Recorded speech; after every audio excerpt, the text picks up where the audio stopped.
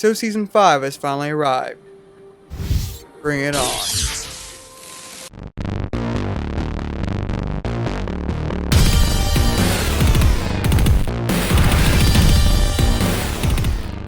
Hello y'all, this is the Ninja DC, kicking off Season 5 with a sinus infection.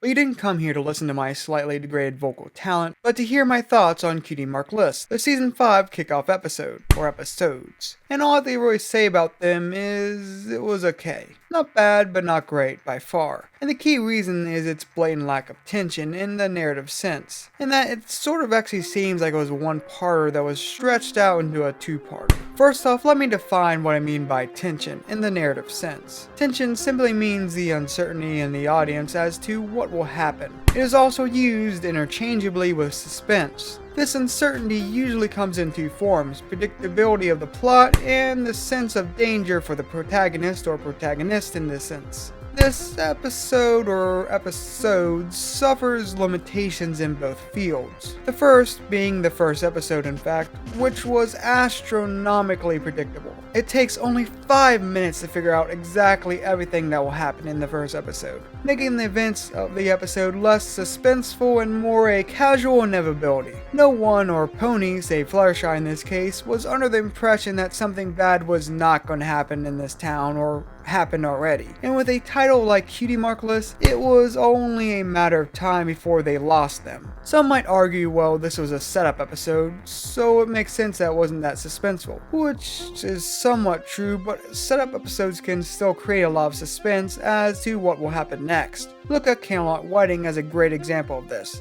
Sure, we all suspected something was up with Cadence, but no brony could have predicted the coming changeling invasion. But the bigger tension issue, for the most part, was a clear lack of danger. The main six never really felt threatened until the very end. The main villain was an equalist unicorn, to be sure, but she was still a unicorn. Her overpowering all of the main six and Alicorn Twilight without any sort of magical aid, like we learned in the end, was first of all complete and utter bull. But besides that, there was really no threat coming from her or her brainwashed town. The equalists and core were amazing as their ideals actually made sense and made the main characters question their values, but also because they radiated intimidation. They were a threat. Amon royally bucked up Cora's mind and body to the point that she contemplated suicide. Starlight Glimmer will lock you into a small but furnished cottage. Yeah. Seriously, the main six were held captive by a locked cottage door. Come on. You know, people often complain about Spike being left out of episodes because the writers forget about him. Here, I feel he was clearly left out because he would have solved the problem within one magical fire breath, one way or another. That said, the episode was not bad by far, and has some very good aspects, especially in the second part. Remember how I said that tension was the main issue? Well, the last 10 minutes actually are suspenseful, as there is a clear and present danger of Starlight just running away with the main six's talent, and we had to rely on reformed villagers to give chase and save the day. So yes, we finally get a two-parter where Twilight did not single-handedly or, well, single-hoofedly save the day, and in fact had very little input outside of inspiration. The equalist plot also didn't focus on Twilight's Alicorn status like I feared it would in the, well, we don't all need to be Alicorn sort of way, which was a major relief. And while her power level is fairytale level confusing, Starlight Glimmer was an actually interesting villain that we will likely and hopefully hear from again. Also worth noting was the Flutter Spy subplot, which was actually foreshadowed quite well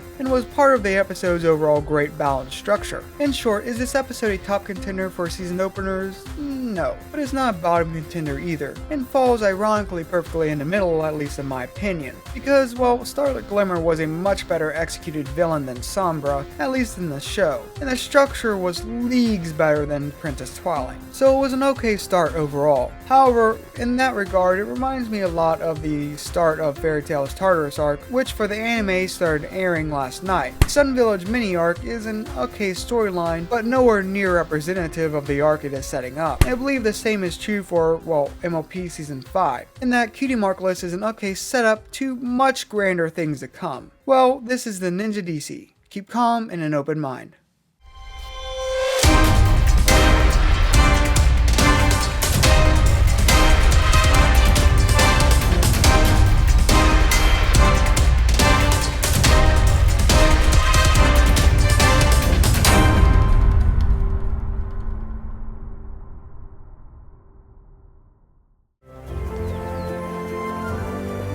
That's it.